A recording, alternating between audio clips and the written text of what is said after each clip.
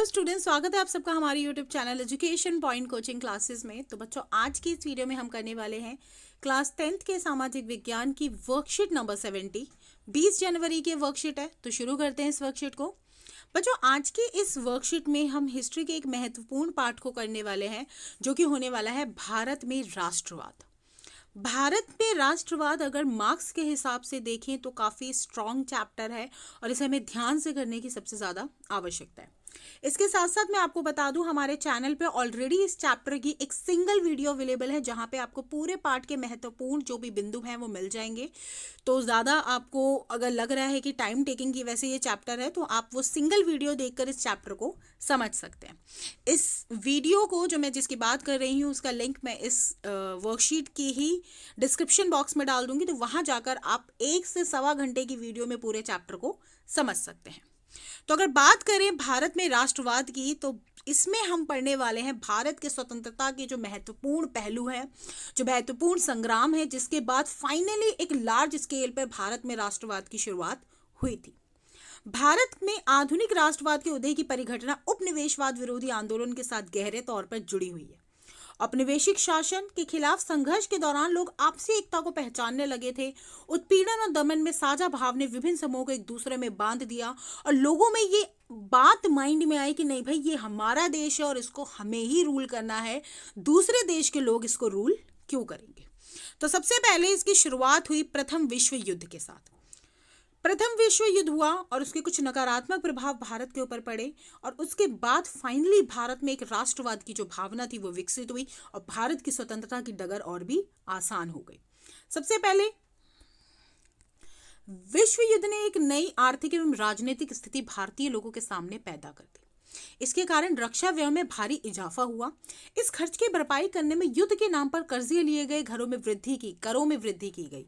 और सबसे बड़ी बात, करों में इतनी वृद्धि हो गई कि यहाँ पर पहली बार भारत में इनकम टैक्स को इंट्रोड्यूस किया गया, आयकर को लाया गया। तो एक तो युद्ध चल रहा है, दूसरा लोगों के कर्जे बढ़ रहे हैं, और तीसरा ये शुल्क बढ़ाए जा रहे हैं, टैक्सेस सरकार ने बढ़ा दिए। युद्ध के दौरान जो वस्तुओं की कीमतें थी वो भी तेजी से बढ़ी, लगभग दुगनी हो गई। तो वहीं 1913 से 18 के बीच दुगनी कीमतें हो चुकी थी, जिसके कारण आम लोगों को वस्तुओं खरीदने में समस्याएं आने लग गई। गांव में सिपाहियों को जबरन भर्ती कराया गया, जबरन यानी कि बिना उनकी मर्जी से उनको फोर्सफुली रिक्रूटमेंट किया गया आर्मी के अंदर, जिसके कारण ग्रामीण इलाकों में व्यापक गुस्सा था। जबरन भर्ती के अंतर्गत अंग्रेज भारत के लोगों को जबरदस्ती सेना में भर्ती कर लेते थे। इसके अलावा 1918 से 19 और 20 से 21 देश के बहुत सारे लोगों जो हिस्से थे, वहां पे फसलें खराब हो गई, जिसके कारण खाद्य पदार्थों का भारी अभाव पैदा हो गया। इसी समय फ्लू फैल गया और 1921 की जनगणना के मुताबिक दुर्भिक्ष और महामारी के कारण लगभग 120 से 130 लाख लोग मारे गए। तो वहीं अगर प्रश्नों की बात करें तो सबसे पहला प्रश्न है, जबरन भर्ती से आप क्या समझते हैं। तो जबरन भर्ती का मतलब होता है जब लोगों की मर्जी के बगैर उनको किसी कार्य में अगर भर्ती किया जा रहा है, जैसे कि जबरन भर्ती के अंतर्गत अंग्रेज भारत के लोगों को जबरदस्ती सेना में भर्ती किया करते थे। प्रश्न दूसरा, भारत पर प्रथम विश्व युद्ध के पड़े प्रभावों का मूल्यांकन कीजिए। तो ये सारे 1, 2, 3 पॉइंट, ये सारे इसके अंदर इंक्लूड होने वाले हैं। ये सारे वो प्रभाव थे जो भारतीय लोगों को फेस करने पड़े थे।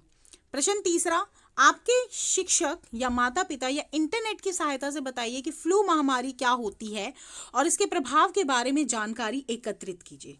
तो देखो, अगर बेटा मैं आपको बताऊं फ्लू के बारे में, तो ये एक स्पेनिश फ्लू था जो कि सन 1918 में पूरे विश्व में फैलना शुरू हो गया था। इसको महामारी का नाम दिया गया।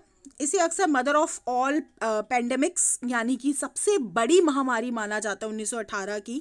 इस फ्लू ने दुनिया की 1/3 आबादी से ज़्यादा लोगों को संक्रमित कर दिया, जिसकी वजह से 2 साल में लगभग 2 करोड़ से 5 करोड़ के बीच लोगों की मौत हो गई थी। तो वहीं अगर 1911 और 21 के बीच का दशक एकमात्र जनगणना काल था जिसमें भारत की जो आबादी थी वो ज़्यादातर स्पेनिश फ्लू के कारण जो थी वो कम हुई थी, और भारत के अनुसार 1,80,00,000 लोग तकरीबन इसमें मारे गए थे। तो अब तक का सबसे बड़ा फ्लू था, और अब ये हमारी कोरोना महामारी आ चुकी है। तो इसी के साथ आज की हमारी वर्कशीट पूरी होती है। मिलते हैं नेक्स्ट वीडियो में, तब तक पढ़ाई जारी रखिए। Thank you so much.